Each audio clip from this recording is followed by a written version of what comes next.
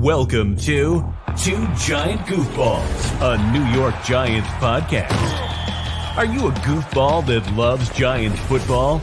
If so, sit back and relax. Except you, that person driving. Sit up and keep your eyes on the road. Your ears, though, can still listen as we talk about the team that both excites and frustrates us so much. And now, here are your goofball hosts, Drew and Rob. Welcome, fellow goofballs, to Two Giant Goofballs, a New York Giants podcast. I am Drew, joined as always by... Me, Rob, and let's get this show on the road. It's you. It never gets old. And today, you guys are lucky enough, we are joined... I'm throwing no bananas out there. Joined by Tommy G here in the house from Tommy's Takes, part of the Giants country. With SI what's there. Up, what's up? How you doing today, Tommy? Doing great, fellas. Thank you for having me on the show. Off season is starting to heat up finally. Got a lot to talk about. Yeah, this is that fun time of the year where rumors are flying. You don't know what's true because you know what else flies? It's not just rumors. It's the same thing you see flying around at the zoo. It's some poo. And that's what we've got a lot going around right now.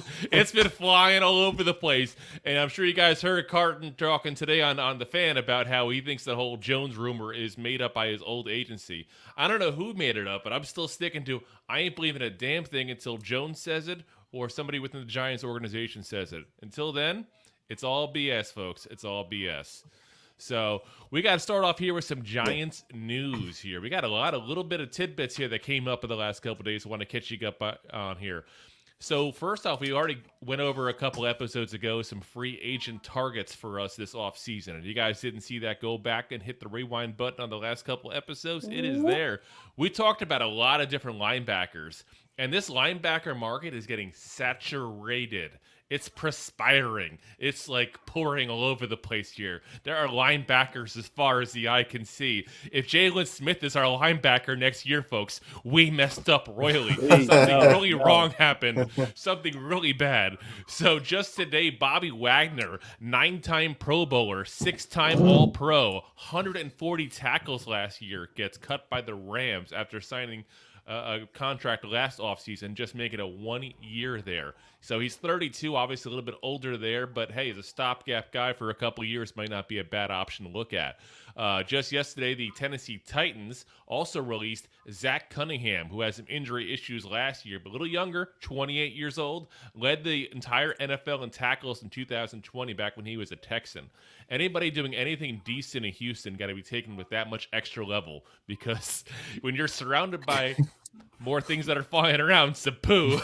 Anything you do good, that's like 10 times better if you're on anybody else's team because you have nobody around you. So, you know, that's a great thing there. So I'm loving to see that market getting more and more saturated as we go. We also got some coaching news. I know we talked about all of this beginning this offseason, about all these different looks here for our coordinators as potential head coaches. Again, thank you. We get to keep our guys for at least one more year. But we do got some former Giants that are taking jobs around the league here. You got former Giant Anthony Curry announced as the linebacker coach of the Pittsburgh Steelers. Former Giant Chase Blackburn, who was a favorite of mine back in the day. Congratulations, now special Chase, man. teams coach, for the Rams. Yeah, great guy. That was that guy that played 100% heart.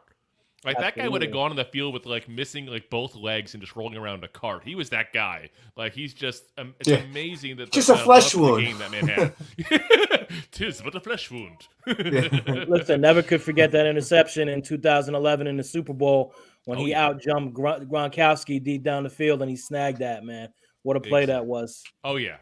That's one of the forgotten plays of that Super Bowl, too. Absolutely. Everybody always wants to talk about the catches in both those Eli Super Bowls. It wasn't just those catches, folks. There was a lot of other things that happened to make the magic happen for us there. We also had breaking news today here. Davis Webb is officially been hired as the QB coach for the Broncos. Yeah, so Davis Webb playing days are officially over. He leaves this one touchdown pass to the 1 touchdown reception Kenny Galladay. That was a big one. So what's interesting, too, is Jordan Ronan talked about the fact that apparently he was actually waiting to see what happened with Mike Kafka before he actually went ahead and looked elsewhere for a job.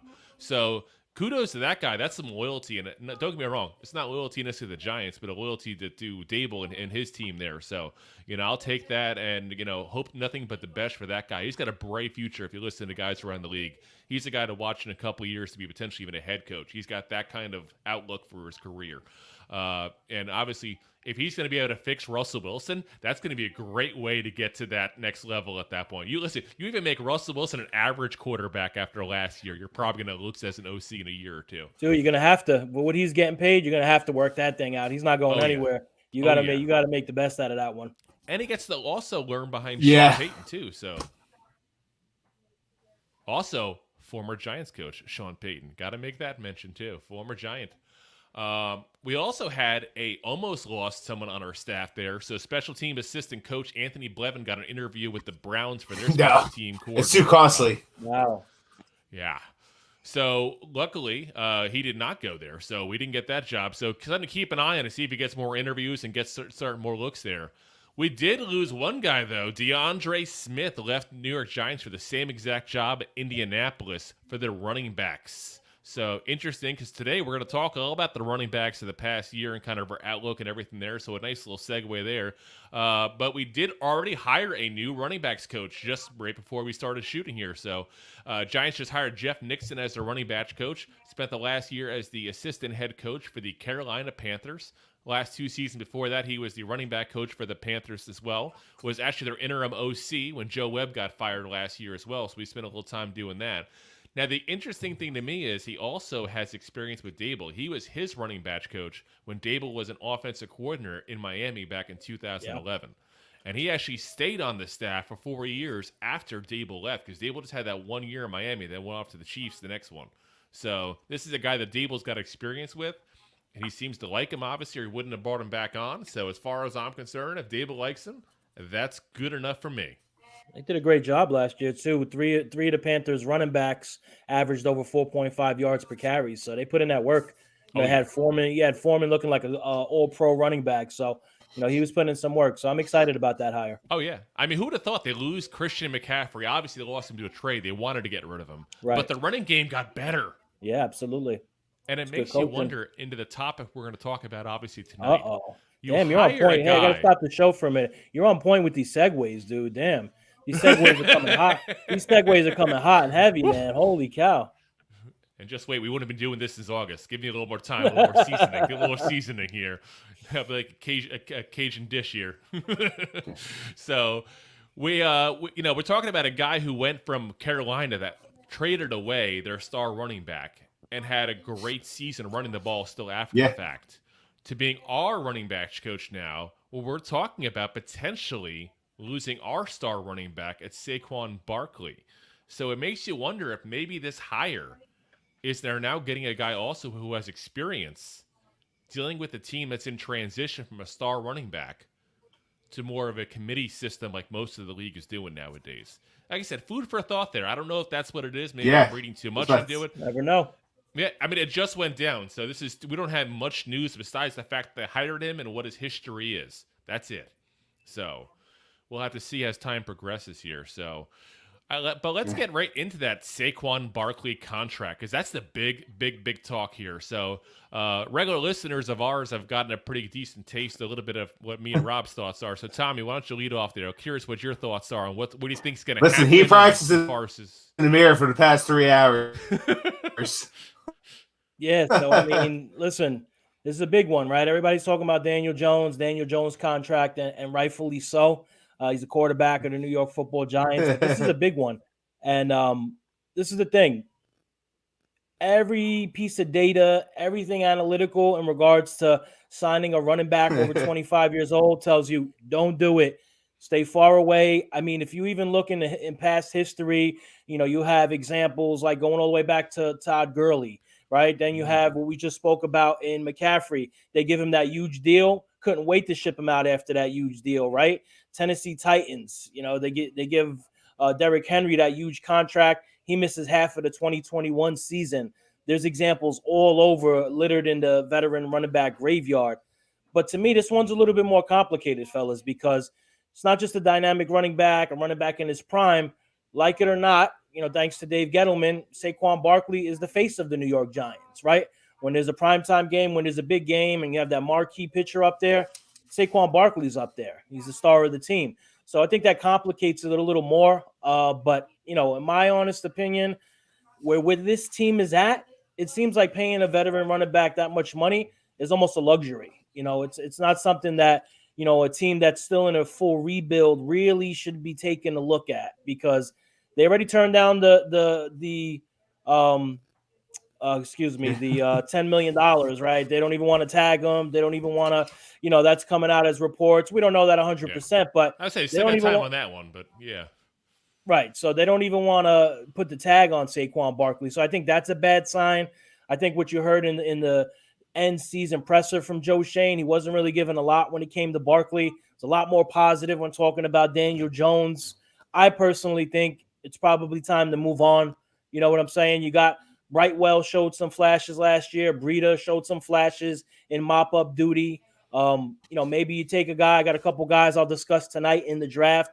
But I just don't see a team in this position. Your quarterback is a free agent. You got holes all through the roster. You got a lot of in-house business to take care of, whether it's Julian Love. You got Dexter Lawrence next year is going to need to get paid. Are you really going to commit $12, $13 million to a running back? No. And I hate to say it because, listen, Giants had the 6th best rushing attack last season, right? And a huge reason for those 9 wins plus 1 was Saquon Barkley. He's dynamic, had 114 yards, 2 TDs combined in the 2 playoff games. His one major weakness, pass blocking, he improved. That was the one huge knock on him. Other than this one, staying healthy. And for the first time since his rookie year, played a full season. So that was huge. You also look at the fact that, okay, so you bring Jones back, you jettison Barkley, he goes to Buffalo, wherever he wants to go. How much does that affect Daniel Jones, not having his safety valve there, not having the guy he's had by his side since his rookie year, right? You got to also take that into account. But, if it were me and I was in Joe Shane's shoes, anything over $11.5 million, I'm passing. I'm moving on. I'm spreading that money out. Get some more depth for the interior defensive line so you don't give up almost 600 yards rushing combined in 2 games to Philadelphia. You don't get run out of a divisional playoff game. I'm spreading that money out, boys. Mm-hmm. Yeah. So let me ask you this, Rob, as he talks about, some of the other guys doing some pretty good stuff in mop-up duty. Obviously Matt Breida averaged still 4.1 yards. Gary Brightwell 4.5. Barkley was 4.4. So I want to kind of hear your thoughts on what do you think would have happened if we didn't have Barkley? Do you think Matt Breida and Gary Brightwell could have done not necessarily the same exact thing that Barkley did, but maybe a reasonable facsimile at a whole lot cheaper of a price, considering the fact that their yards per carry average, as it is right now, was pretty much dead on to where Barkley was? So you want me to take Barkley out of the equation, what we had last year with what we had going on with our team? Then I don't think they do what they did last year. Like, they were the mop-up. That's what they were. They were able to spread the wealth around because Barkley was dynamic. They were able to spread the wealth around because Barkley was the dynamic that allowed Daniel Jones to throw the ball, allowed Daniel Jones to run the ball. So when they had these guys in the back, defenses didn't really put 2 cents on them because they're worried about Daniel Jones, Barkley, and Daniel Jones throwing the ball. And that was their, back attempt to it. So, like, Brightwell and Breida, like, if you look at a lot of the runs, they had like a 7-8 yard run, and then like 4, 3, 3, 1, and that was all they had for the game. So, like, they'll finish the game with 24 yards, 4 attempts, 5 attempts, and get the 20, the 4 or 5 yards per game, but that's about it. So if you look at Brightwell, what do you have running? He had, 220 yards on the year? He had, I got it in front of me, actually, 220 yards exactly on 54 carries, 4.1. Yeah. So, I guess the question I would have is, I heard you guys both mention a little bit as far as mop-up duty, but at the same point, we didn't have any blowout games.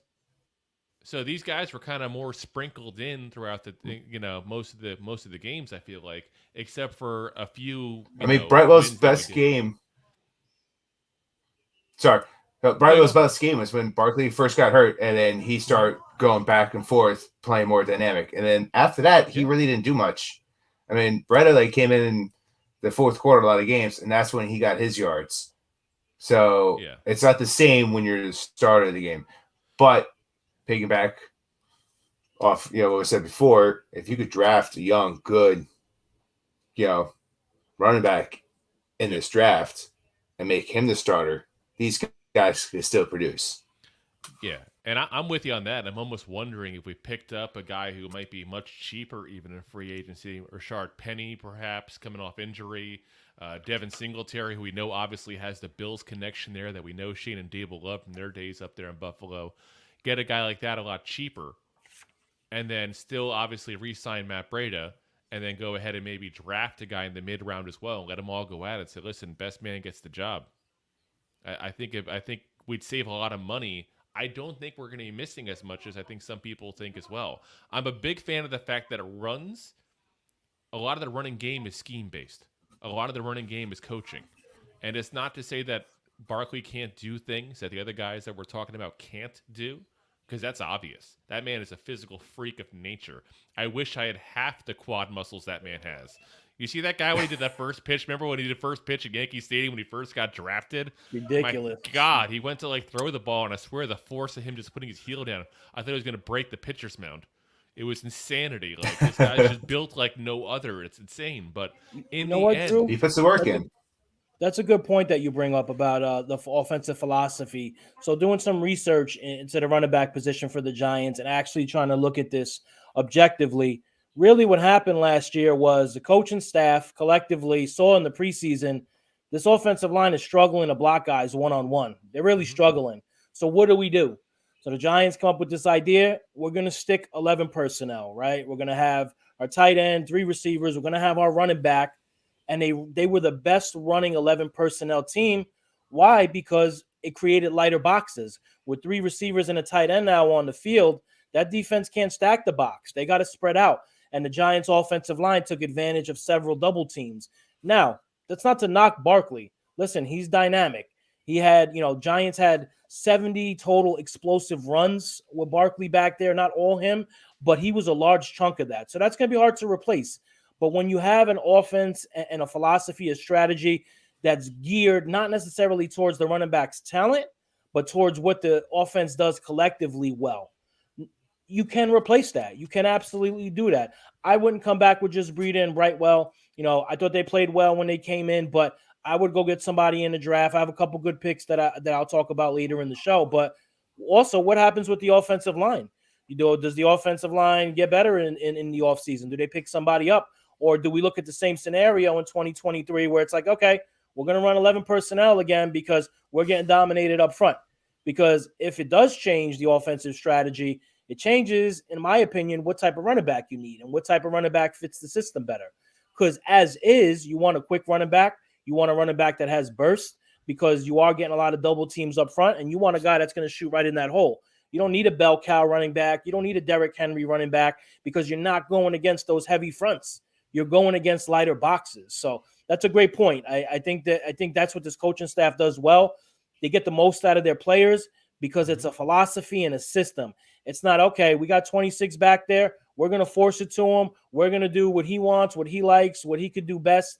Yes, it's the best part, but it's the team above all. And that's why they were so successful in 2022. Yeah. Yeah, 100%. I got another interesting name to throw at you guys. I just thought of as this news of this new running back coach is just coming out now. Donta Foreman. Donta Foreman is a free agent. Ooh, the Panthers ties, right? With our new running back coach. Got the Panthers tie. Yeah. He's got the same exact yards per carry that Barkley had last year. Obviously a different style. He's more that north-south runner, obviously. Right. But it'd be interesting. Like I said, I just think, to me, we can sign a guy, I think, for $2-3 million as like a guy to mix in there, draft a guy like you mentioned as well. And I think we got the running back by committee that may not be able to do individually everything Barkley can do, but collectively could do most of what Barkley can do, if that makes sense. I have a name for you guys. I would like to get your opinion on Boston Scott from the Philadelphia Eagles. You guys familiar with him? I've heard his name about very much so. Year when he gets I actually heard, yeah, just smidge. The Giant Killer. It's funny. I was talking to a couple of my buddies who were down here because I'm down here in Florida. And I was talking to a couple of guys that are big Bucks fans, and they were asking for things to bet on during the Giants game. And I said, bet on Boston Scott to get a touchdown against the Giants in the playoffs. He's like, what? Why would you do that? The guy never scores. I'm like, he scores every single time he plays this. I don't know what it is. I'm pretty sure what he's got 18. Yeah, I don't know if he's got 18 on year. I think it's like 14 against the Giants. Ridiculous, man. That's twofold. If you sign him, he helps the Giants, and two, you can't beat him. Let him join you. I swear, 100%. John Mara must have dated Boston Scott's mom at one point and treated her wrong or something. Like, that man has something out for us. I don't know what it is, but it's like, who hurt you? Point to the doll where the Giants hurt you. Yeah, it's like, oh my god. It's like this guy, I think 2/3 of his career touchdowns are against us, but it's like that's where the concern would be. If we sign him, he has no one to score on. He can't score against us anymore. He won't get any away touchdowns. His magic powers. Yeah, unless he fumbles a lot. Now, listen, if he gets out of the division and goes somebody else we don't see as often, I'm all for that. Don't get me wrong. But, yeah, no, Boston Scott is not somebody I'd be interested in. Now, a guy like David Montgomery from the Bears, that might be an interesting look at that point, especially if if Barkley ends up going to the Bears, because that's one of the rumors I keep hearing about is that they want him no matter what the costs are, basically. And that's where the Giants are going to come into an issue. If we don't tag him and he goes to free agency, I'm telling you right now, kiss that man goodbye, because someone 100%. is going to pay him. Someone is going to pay him, and they'll regret it in a couple of years. Don't get me wrong. That's the running back contract way. Look at the Cowboys with Zeke right now. And, the rumor with him even is that if he doesn't take a pay cut with the Cowboys, he'll be lucky to get league minimum of his next contract. That's how bad he's fallen from grace.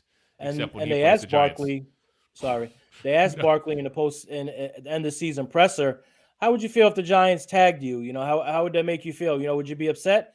And he said, I think anybody would be upset tagged. So you also have the situation that if Shane does change his mind and say, okay, we'll tag him, we'll dedicate $10 million right off the top to him this season, does he sit out? How does that affect him? Maybe you get a tag and trade, right? There's a lot of different scenarios. And I think the biggest key here is what happens with Daniel Jones first. I think that's the number one chip to fall. I've been steadfast, Twitter, wherever I've talked. I think these two are intertwined, these two deals, right? I think if you let Jones walk, you're tearing this thing down. You're saying, okay, we'll go get, we'll either start Tyrod or we'll go get us a cheap journeyman, retool 2024. You got a few good quarterbacks coming out.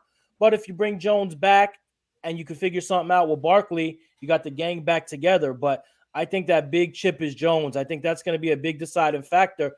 Because also, if things go sideways with Jones, you might have to franchise tag him, right? And even though Shane said he's not going to tag Barkley, like you guys said in the beginning of the show, you really can't put a lot of merit in what you're hearing right now and the last month or so. Everything is smoke and mirrors. Everybody's posturing, right? Everybody's jockeying for position. Everybody has their own narrative, their own angle to it. But I think Jones is that big chip, and what happens with him is going to trickle down right to Barkley's deal. Yeah, and the only thing I would 100%. say from this offseason so far that we've heard that I 100% believe is when Joe Shane accidentally slipped twice in his press conference saying that Daniel Jones will be a Giant. When he's saying that, that's him saying point blank to the agents, don't even bother talking to anybody else. He's staying here. I don't care what I have to do. If I have to tag him, he's staying. That's basically what he's saying right there. I agree. Because he's going to look really foolish if we don't keep him after saying that twice. And he knows that. He's not dumb. So, it may just be his second off season, but this guy's not stupid. So he's not going to say something like that unless he's going to say point blank, this is the deal. We want you to take this deal. If you don't take this deal, we're going to tag you, and then we're going to work on a deal afterwards. That's the options. That's the options. So I agree. And like you said, Tommy, they don't want to tag Barkley because they don't want to tie up $10 million. And what does that tell you right there? If they don't want to tie up $8 million, that's a bad sign, dude. To a guy who wants to be paid, rumor is like 14 and a half, 16 million. Yeah. You don't want to put him on 10 million? Kiss him goodbye. Good luck getting that contract, guys. Good luck getting that contract. Yeah. And that's part of why I'm talking the way I'm talking. I don't mind keeping Barkley because in the end, I'll let the GMs figure out their magic with the numbers. It's the cap. We've talked about this numerous times. The cap's all BS. But if they don't want him, I can't force their hand. It's pretty obvious to me they don't want him when they're saying things like, I don't want to cap him at $10 million and he wants 14.5, $16 million.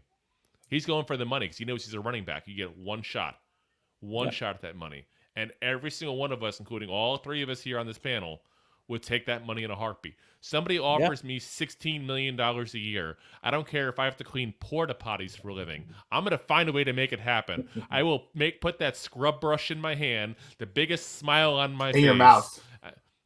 Damn. You know what? I was about to say I wouldn't put it in my mouth. But listen, if I got to put a poop brush in my mouth to make $16 million, I probably would do it. Let's be honest. It's just some fear. Listen, if you only got to do for 3 years and you got 35, you got 35, guaranteed. Yeah, set for life, man. Yep. Yep. I'll be like freaking Ron Burgundy having the cat poop.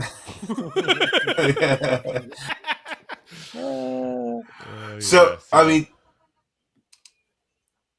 like you said before, there's a lot of posturing going on because during the Giants bye week, they offered Barkley reportedly $12.5 million, and he turned that down. $12.5 million they obviously will pay him more than 10 per year. You got to keep that in mind. So they could have had that last year could have been $18 million to bring the average up, and that could have been a Fugazi BS year at that point to make it sound better for him when he talks about it. You got to keep that in mind.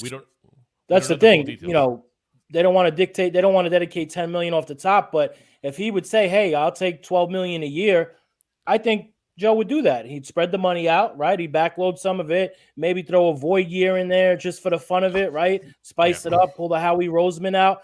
But just taking that $10 million nut right off the salary cap this year with the holes, I don't blame Joe for not wanting to do it. I really don't. I'll tell you this. I think that my personal opinion, and I could be wrong. I don't know Joe Shane personally, obviously. But Joe Shane, if you'd like to come on the show, feel free to. GiantGoofballs@mail.com. We'd love to have you on. That'd be the of the off season. Are you kidding me? Hey, bro, like who the hell did you bribe for that? Well, we had pictures of Joe Shane hanging out with another woman that wasn't his wife. With a poop brush in his mouth. But I think personally, I don't think Joe wants Saquon back. I really don't. I think he wants to do more of a running back by committee like they did in Buffalo. I think he doesn't care as much about that. He wants Saquon to leave where he can go, hey, we tried. We offered him a contract. So he's not the bad guy. Saquon took the money, which I think most of us fan-wise will go, listen, take the money. We get it. We understand. And he'll get an insane contract somebody else. And Joe Shane will be like, well, we tried. On to the next. And listen, let me say something real quick. You know, you're starting to see with these contracts, right? Let's go with quarterbacks, where it's almost not even worth it to have a valuable, experienced veteran quarterback anymore, right? And it's getting almost to that point with running backs also. If you look at the last 9 Super Bowl winners, the highest individual salary for any player, $2.5 million AAV for the Super Bowl winning running back. So it's a contract problem because you just can't give $40 million to a middle of the pack quarterback. You just can't give $15 million to any running back, it seems like, at this point for the year, because it just kills that roster building. It takes everything apart. And I don't envy Joe Shane this offseason. I really don't. Because not only do you have Jones, but you got Barkley. You got your 2 star players on offense. You got holes. You know, the interior offensive line still needs to be fixed. You got issues with the wide receiving core, right? Defensively, you know, you need linebackers. There's holes everywhere. So I think that's the number one reason Barkley goes, man. And I hate it too because he finally is healthy, puts together a full season, dynamic, right? He gets 10 touchdowns, 1,300 yards rushing, does everything the team asks for him. Great guy off the field, captain, leader, and you basically thank him by saying, adios. Can't do it. It sucks, but it's the way these contracts are now in the NFL. I'll say this, though. I do still envy Joe Shane because The man got a GM at the Giants, gets paid a few $1 million a year, and did not have to swallow any kind of poop brushes to get it. That's right. No poop brushes. Got off easy. Yeah. Tommy, I got to say, I got to think that when you got on the show, you were like, I'm not going to mention poop brushes once. But no, here it is. It's like 5 times now. It's been brought up in the TV show. Now 6 times. Podcast show again. Yeah, I was looking at my notes. I didn't have any rebuttals for poop brush tonight. Yeah. Next time I'll be more prepared. I hope so. You never know what's going to happen on this show. I just got a tally for poop brushes. We're up to 9. And this is how you know we're now in video and looking at sponsors. We just said poop brush instead of what we want to say. So. Yeah. I mean, hey, I think I need to shave somewhere, guys. Sponsors. That's a man's way of saying you need to shave and escape something. Yeah. So yeah, but like I said, I think it's an interesting off season for the position because I think Joe Schoen, while he has a lot of tough decisions, this is one decision that I personally think he's got made up in his head. I really do, and I hate to say it because I'm a fan of Saquon. As much as I've talked about what we can do money wise and the economics of it, I like having Saquon because everything you guys mentioned. The guy's the consummate teammate. He's been a great face of the franchise. He's been a guy that you haven't heard once complain. You know, I didn't even hear anything about him complaining back when Bobby Skinner made that fake thing about him supposedly, peeing and burning down the Bear Stadium. That was hilarious. That was so funny, dude. Oh my god. You would see some players though. Can you imagine that happened to a guy like Aaron Rodgers as he comes out of his dark hole he was in for the last 4 days? Yeah. Like, did this guy just say I decided to pee on a stadium? I would never do that. Like, start like a big media thing. Saquon's like, whatever, man. It's like, oh, that's funny right there. And it takes a special personality to succeed in New York as well. It really does. And for those who don't know the New York media because they haven't lived in the area, it's a different ball game entirely. And this man has navigated that media, the same media that blew the whole Daniel Jones things out of proportion 2 days ago. This is what the media is in New York. With no proof whatsoever, I should say. Ruthless. Yeah. Ruthless. And not one scandal does this man have. So, listen, if it's allegedly the end, that we know of, wait till it comes out. Well, it'll come out now if it comes out. Seems like everything's getting leaked and coming out now. So. Oh, it's that time of the year, man. Reporters are bored. Couldn't resign him. He had a poop brush in his mouth. Number 8. But yeah, it's that time of the year where these stories come out, and I don't think anything's going to come out. I think he's just honestly a good guy, and if it's the end of the road for him, I just appreciate everything that man has given as a fan. And absolutely. I wish nothing but the best for him wherever he goes. I wish we keep him honestly, but that's what I honestly think is going to happen. Is I think Joe Schoen is going to set it up where we tried, we couldn't do it, and he'll get paid huge somewhere else. We'll see if I'm wrong in that though. I've been wrong before. It's only like once or twice, but it happens occasionally. He's going to get paid, Drew. Someone's going to pay him. Someone's going to pay. He's going to, and that's why I don't feel as bad. I would love for him to stay here, but listen. 2 injury-riddled seasons, only played 2 games when he tore his ACL. So I'm happy for him, man. I would love for him to stay, but turned it around this season. He's going to get a big bag somewhere. If he does stay, I'm even happier. Yep. But, gun to my head, he's as good as gone. I'm calling it right now. 4 years, $60 million to the Bears. We'll see if I'm right. Yeah. That's not 4 enough years, to pay Fields yet, so they're all right. We'll see. They would. Right. For Fields. We'll see if I'm right. Which should be interesting. Him playing where he hurt his ACL. Absolutely. That would be an interesting little part about that. Maybe he can buy some. What Bobby's going to do after that? I think Bobby Skinner is officially banned from doing that kind of stuff on Twitter anymore. I think he probably got in some kind of trouble. But who knows? Elon Musk owns it now. He's a little busy with the exploding cyber trucks and all that kind of stuff. So who knows what's going to happen? He doesn't care. He's but a honey badger. So I want to talk to you about the other 2 running backs here. We've talked obviously a lot of Saquon because he is the star, he is the stud, and he was the whole show for us for the most part, running game wise. And I think that's part of why people forget the other 2 guys we had on the team. And it's because they didn't get much of a shot to play, let's be honest. I mean, we talked about the carries there. Saquon, 295 carries. Matt Breida, 54. Gary Brightwell, 31. I mean, that's an insane difference. So I think both of them, though, did a very good job. I don't know about you guys, but Brightwell was a shocker for me. I thought this guy was a Joe Judge BS pick, a special teams guy only. And here he comes in, and obviously, you can only do so much blowing away with 31 carries on the year. But the games that he did show, he showed something. I was kind of impressed by that. Yeah, and, he was a kick returner, right? So he showed a lot on kick return. He flashed a lot. That burst, that change of direction, that instant change of direction. I like Brightwell. As far as Breida, I like Breida too, but he's your typical veteran, might be on the team next year, might not, might be somewhere else. If he's going to be back there, he's going to do what he has to do. It's not going to be flashy or crazy, but I think Brightwell is really the interesting player here because he's still young. He's homegrown. They obviously thought enough of him to put him on kick returns.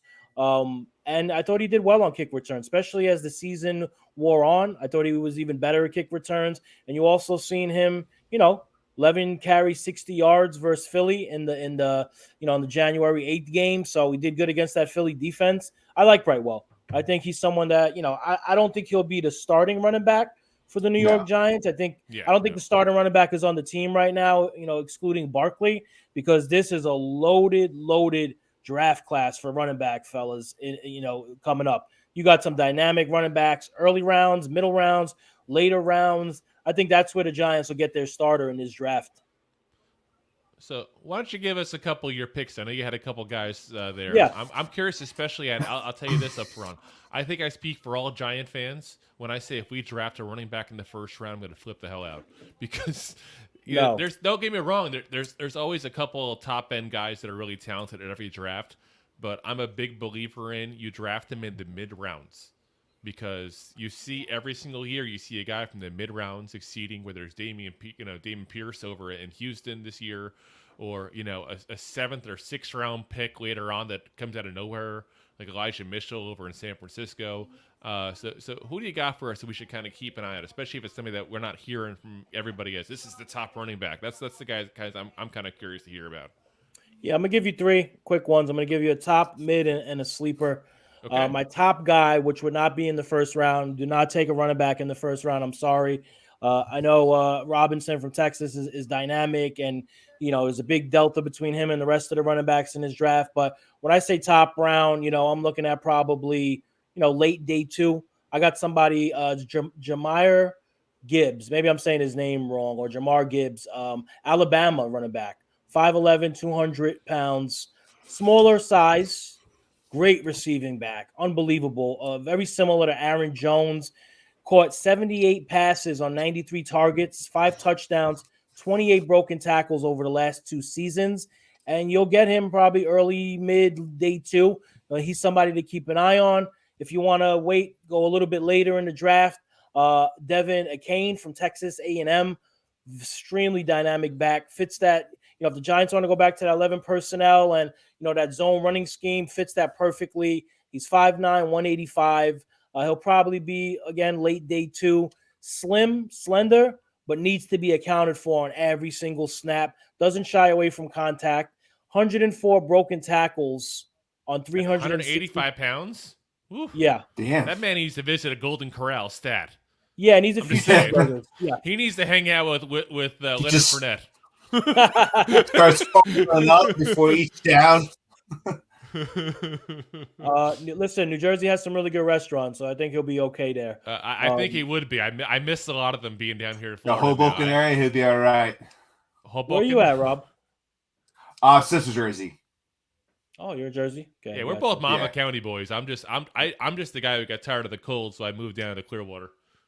I don't blame you, man. I'm probably heading there soon. I'm in Connecticut right now.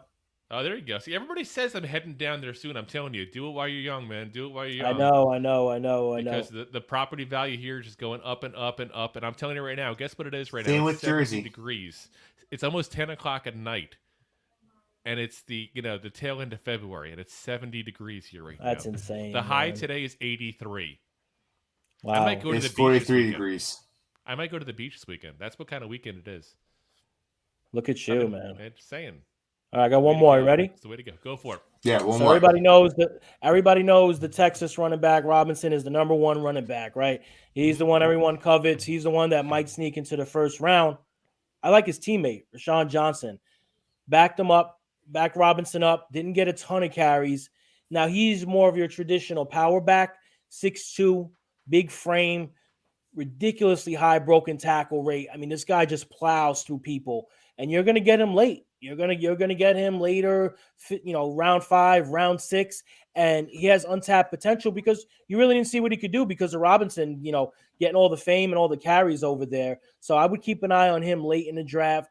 I don't think the Giants go running back the first 3 rounds. I think you're going to see probably 5th, 6th round because they do have Breida and they do have Brightwell. It's not like the cupboard's bare, but those would be my 3: top, mid, and my sleeper pick in Johnson from Texas. Those would be my 3. Yeah, and you got to wonder, considering what we talked about before with the zone scheme and everything that the Giants run, do they look for someone who's not Saquon, obviously, but Saquon-like, so to speak, in their habits, in their ways of running the ball? And yeah, the guy I think who thinks so. going to fit the scheme, and that's something to look at too, as well as we kind of scout these guys ahead of the draft. So, but yeah, I mean, I guess the last thing I want to ask you guys here real quick before we get going here for the night is I'm kind of curious, both of you guys, what you think as far as what do you think the plan is going to be? Do we keep Saquon? Do we not? Do we draft? Do we get a free agent? Do we do one of each? So I'm curious both of you. Tommy, you're the guest. Guest go first. Thank you. Very kind of you. I was raised right.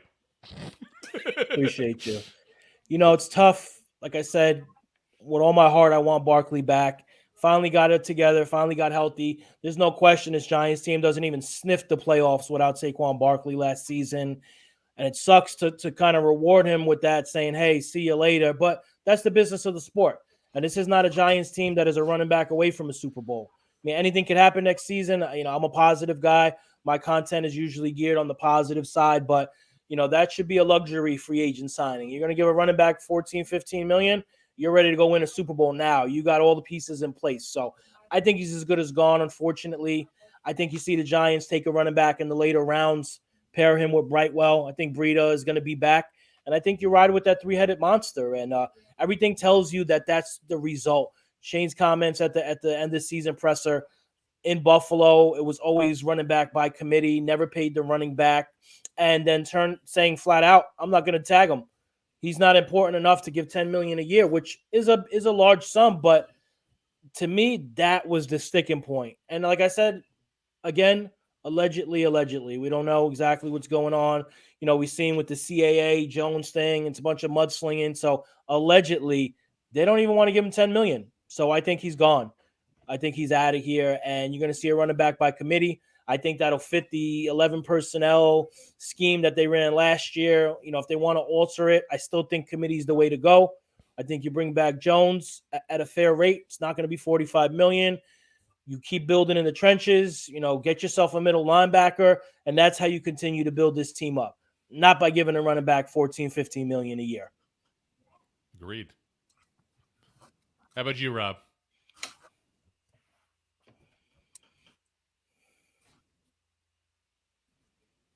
Nope. I think you hit the mute button, Rob. He's talking to us telepathically right now. He is. Drew. I can see what you're. I upgraded my brother. package. I got the ESPN now. Hold on. Brainwaves is going. I think what he's saying is Drew is the best co-host someone could ever ask for. He is spectacular. He is my idol. He is the wind beneath my wings, as the great Bette Midler would say. I thought he said Tommy, but it might have been Drew too. I might be wrong. I know he said spectacular things about you, Tommy. I know that.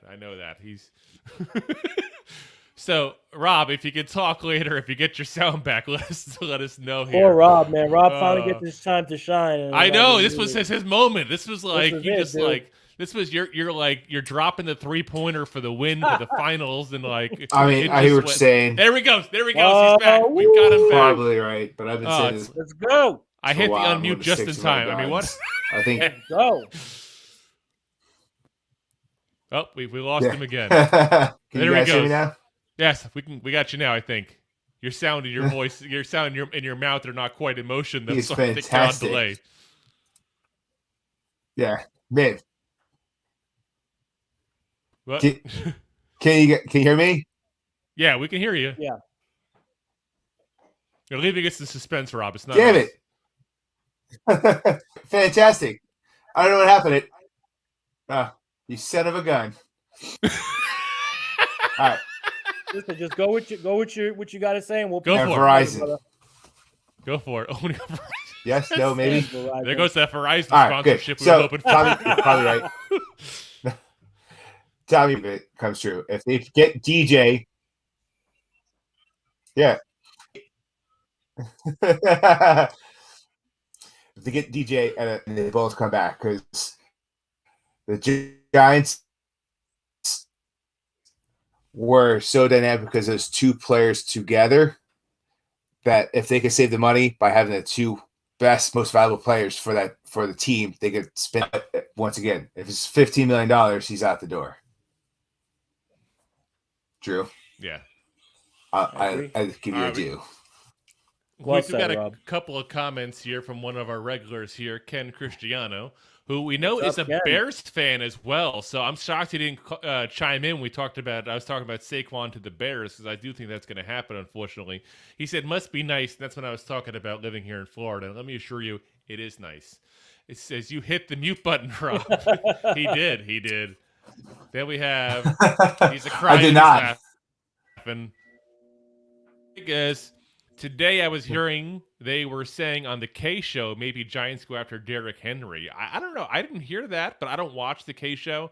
And I'll say this, if they said that, that's reason for me not to listen to the K show, because there's no way that they're going to let Saquon go and then go get Derrick Henry and pay him the money instead. A guy that doesn't fit the running scheme they have. A guy that's had just as much injuries and probably has less tread on the tires than Barkley does at this point. Absolutely. Because people forget, Barkley had a couple of years of getting hurt, which is bad, don't get me wrong. But it also means he's got less mileage. Less miles on his tires. There. Yeah. Absolutely. So he's got much younger legs than Derrick Henry does here. So before we get going, guys, Tommy, do me a favor. Let everybody know where they can find your work and all. Let me know where they can find the Tommy's Take podcast, also where they can find you on social media and all, please. Well, first of all, thank you, fellas, for having me on the show. Really appreciate it. I know we were supposed to do it last night. I had something come up. Thank you guys for rescheduling for tonight. I really look forward to working with you guys. Love what you do here on the show. I really, really thoroughly appreciate, getting an invite. I've only been doing content myself for a little over a year now, and everything's just kind of sped up and kind of blew up. But I appreciate every invite. It means the world to me. I love chopping it up about Giants football. For those that do want to catch me, Tommy's Takes, Giants Country YouTube. Had the show for about 6 months now, building it up. You guys would love it. We do game breakdowns, previews, reviews, rosters, whatever you like Giants. I cover it on Tommy's Takes. You could also find me on Twitter at TommyG105. And, of course, on Giants Country Team, Patricia Trainer. Check us out. We're doing some really, really big things. I'm sure me, Drew, and Rob will be working together more in the future. I would love to do some more stuff with you guys, but that's where you could catch me at. Sounds good. And I'll just say this. Rob said not to reschedule with you. He was very upset, but I said, no, Rob, we're going to give him a stop. God, man. That's why I hit the mute button on you, man. I was about to say, the mute button's on, just throw it in the bus. Yeah, that was my mute button, dude. No, seriously, you do great work there. I definitely wanted to include you in that. And one of the things I like about your work, Tommy, and I'm big on this, and that's why we had the entertainer on here and yourself here to start off. They were doing the position breakdowns. Is I like to follow guys that don't buy into the scare that a lot of people drum up this BS rumors just to get extra hits, just to get extra downloads. Rob and I definitely refuse to do that kind of stuff. We're going to give people our honest opinion. Like I said, we were on that night, even on Monday, telling people, hey, I think this is overblown. This is probably BS. Yeah. I heard other people, I'm not going to name any names, so I don't want to be that negative guy, but I heard other stuff that I saw that were like, oh, this is ridiculous. Why does Daniel Jones think he's worth this? Blah, blah, blah. Yeah, it's like crazy, going off on tangents. Yeah. Giants Twitter was in absolute shambles the last 3 days. Absolutely. Oh, my God. I had a couple people that I've interacted with, not even joking, for a couple of years now. Yeah. Literally fight with me and block me and unfriend me and follow on Twitter. Like, listen, at the end of the day, we love the Giants. We love Daniel Jones, but it's never that serious. But that comes from those guys that make up the rumors. The sky is falling. don't sign any free agents. Let Barkley go. Let Jones go. Cut every veteran. Start all rookies. That's who it comes from, because guys like that do not like the positive content creators. They don't like the normal, we'll call it, content creators, the level content creators, right? And that happens. But you guys are right where I'm at. We have the same vision. You know what? Not too high, not too low. Don't gaslight these rumors. We're not cutting everybody and starting all rookies. Jones is not a terrible quarterback. I hate some of the stuff I see on Giants Twitter. It's just ridiculous. And I've started to separate myself from a lot of that stuff, because it's just a repetitive cycle. Because what's going to happen is Jones is going to get his deal. And those guys that said, don't pay him, he's horrible, they're going to harp on every single mistake he made. You've seen it last year when these guys bringing up all 22, these guys that know nothing about football behind the scenes. They know nothing about actual X's and O's. But all of a sudden they become actors. They got their, NFL plus access, all 22. That's why I don't touch film like that. I know a ton about football, but I'm not going to touch film unless I know exactly what I'm talking about, because you make yourself look like a fool. Yep. Yeah, exactly. And I mean, I played a little bit of football in high school. I was a starting left bench. I had a scholarship opportunity at University of Phoenix. University of Phoenix was going to sign me. Online only, baby. Creative player. What it boils down to is anybody can look at film and pop up mistakes. That's life, and it's so easy when you can slow down the tape like that. Nobody has that. Go look at Patrick Mahomes' tape. You can find mistakes and stuff like that too as well. Absolutely. Nobody plays it perfect like that. And in the end, I've been pretty consistent on the fact that I think Jones is probably at this point an average quarterback in the league. I'm still not sold on him being the guy who can take us to the Super Bowl, but I think he's at worse than average quarterback in this league. Rob thinks he's a Pro Bowler. He's very big on that. He said this year, Pro Bowl. I'm going to bring it up every time we talk about Jones, Rob. Just beware. Is that true, Rob? Pretty much. Yeah. He called it. I said at the beginning of the year. I was like, he said Pro Bowl. I was super positive at the beginning of the year. I was like, DJ's going to the Pro Bowl. Listen, I'm not going to get into it now because we're getting towards the end. That's another whole 2-hour show if we get into Jones. But I would say I lean a little more towards Rob. I think Jones is above average with a very, very good opportunity to be an elite quarterback. I mean, look at what's happened his first 3 years in the league. 3 head coaches, 4 offensive coordinators, bottom 10 offensive line every year, bottom 10 wide receiver unit every year, right? He didn't have Barkley essentially for 2 of those years. So you don't pay somebody based on potential, but the potential is there for him to be elite. But I could also see someone saying he's average because that is what the numbers say. Just to be honest, that's what the passing numbers say. Well, that the passing numbers say below average. That's really scary. Yeah, you could say that. Absolutely. No lie, when Rob said he was going to be a Pro Bowler, I was thinking he was going to throw these big round balls with these funny shoes on at that point. That's what I thought he meant at that point. That's quite the career changer. All right, guys. So, again, Tommy, thank you very much for coming on. We do definitely appreciate it. Guys, we're going to have tomorrow night for you guys because of our rescheduling. We're going to have back-to-back episodes. So tomorrow night we're going to have our wide receiver breakdown with Mace. If you guys aren't familiar with his work on Twitter and on Instagram, this guy knows his stuff. Mace, my brother. Shout out, Mace. He knows his stuff. Mace, a hard worker. When I talked to him in the beginning, I'm like, what do you want to talk about? He's like, receivers. And I'm kind of like, because he's a Beckham guy. I know that. And, I was just going to say, you better get ready for some Odell talk. And Rob and I are not Beckham guys. And I'll tell people point blank, I never want people that blindly agree with me and Rob. Hell, Rob and I don't even agree. Right. No, but that's the good discussion. Nobody wants get people that respectfully have different opinions. Of course. What fun is that, everybody agreeing with? I mean, come on. I disagree with you, sir. So, as Giant fans, again, thank you very much for listening in. If you've been watching us live here on either Facebook, Twitter, or YouTube, feel free to also download us on audio podcasts on pretty much every platform there is known to man. And if we're not on it, let's be frank, it's not an important platform you're listening to your podcast on. You probably should switch to one that's better. And if you guys are listening to us on audio, Feel free to like us over on Facebook, on Twitter, on YouTube. Hit that little bell, too, if we're on YouTube, like the Entertainer told you guys their last episode here as well. And like I said, we'll be available all our different episodes on both different types of platforms, video and audio, so you guys have no matter how you want to listen to these goofballs talking about football. And again, we appreciate you guys taking the time to listen to what these goofballs have to say here, because let's be honest, there's plenty of platforms out there. There's plenty of different ways you can get your Giants news.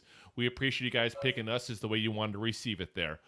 And before we get going, Tommy, we have a little tradition here that we do. I don't know if you call it the very, very end of our episodes before, because we know we're long-winded. Sometimes we're like an hour and a half, like the last one. We like to end it with a Go G-Men. We like to end it with a Go G-Men. So, okay, on the count of 3, guys. 1, 2, 3. Go G-Men! G-Men! Go G-Men! G-Men! Let's go. Thanks for listening to Two Giant Goofballs, a New York Giants podcast. We appreciate your support. If you made it this long, you must have enjoyed it. So I am sure you have followed us on all the social media platforms. Of course, you have subscribed to the show on your favorite app as well and given us a top rating. Right? Right? Right?